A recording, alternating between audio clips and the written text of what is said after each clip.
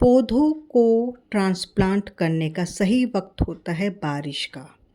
तो ट्रांसप्लांट का मतलब है अगर आपका पौधा किसी गमले में लगा हुआ है तो आप उसको निकाल कर किसी बड़े गमले में लगाते हैं तो उसको ट्रांसप्लांटेशन कहते हैं।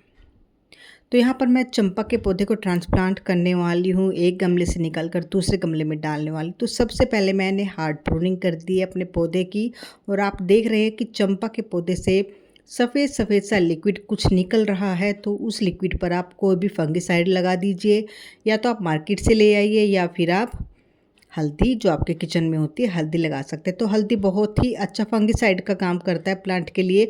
और आप देखेंगे कि जो इसमें से एकदम से जो वाइट वाइट पानी या दूध टाइप में निकल रहा था वो एकदम से निकलना बंद हो जाएगा। और तो कुछ भी कीट वगैरह या कुछ भी धूल मिट्टी हमारी इधर इसकी स्टेम पर अटैक नहीं करेगी, तो वो रुक जाएगी। तो इस तरह से कर लेने के बाद आपको क्या करना है कि जितनी भी आपको लगता है कि मुझे यहाँ से टहनियाँ काटनी है, तो जहाँ से भी आप टहनी काट रहे हैं सब जगह पर आप हल्दी से आप अच्छे से लगा दीजिए। तो मैंने इसी तरह से किया, तो आप भी इसी तरह से कीजिए। तो गमला अच्छे से निकाल लेने के बाद पौधे को आप बीच में से कट कर दीजिए, और आप देख सकते हैं कितनी सारी इसकी रूट्स निकली हुई हैं। बहुत हैवी रूट्स हैं, पूरा गमला भरा हुआ था रूट से। और बहुत ही हल्की मिट्टी, बहुत पोरस मिट्टी, क्योंकि किचन वेस्ट मैं इसमें यूज़ करती आती हूँ।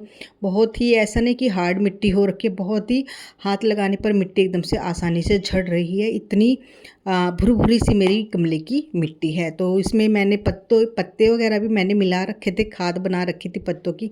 तो उसका भी रिज़ल्ट यही है कि जो हमारी मिट्टी एकदम से बहुत ही भुरभुरी सी है। और जो ड्रेनेज सिस्टम होता है, अगर आप पत्तियों की खाद बनाते हो तो बहुत ईजिली पानी हमारा गमले में ठहरता नहीं है और ईजिली निकल जाता है। तो हमेशा जब भी आप मिट्टी तैयार करते हैं पौधे की, तो कोशिश कीजिए कि भुरभुरी सी मिट्टी हो। उसमें ज़्यादातर आप मिट्टी कम हो, गोबर की खाद हो या वर्मी कंपोस्ट हो या किचन वेस्ट हो, सूखे पत्ते मिला दीजिए। इस तरह से आप मिट्टी तैयार कर लीजिए।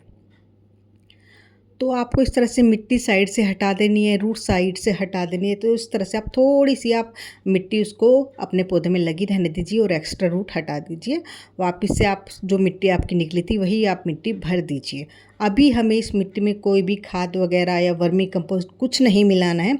इसी गमले की मिट्टी में से मोटी मोटी जो रूट्स थी मैंने हटा दी हैं, और साफ़ साफ़ मिट्टी मैंने गमले में भर दी है। और इस तरह से आप अपने पौधे को अच्छे से सेट कर दीजिए। तो मुझे थोड़ा सा मिट्टी इसमें ज़्यादा लग रही थी, क्योंकि थोड़ा सा मेरा प्लांट ऊपर को उठा हुआ था, तो मैंने थोड़ा सा मिट्टी निकाल दी है।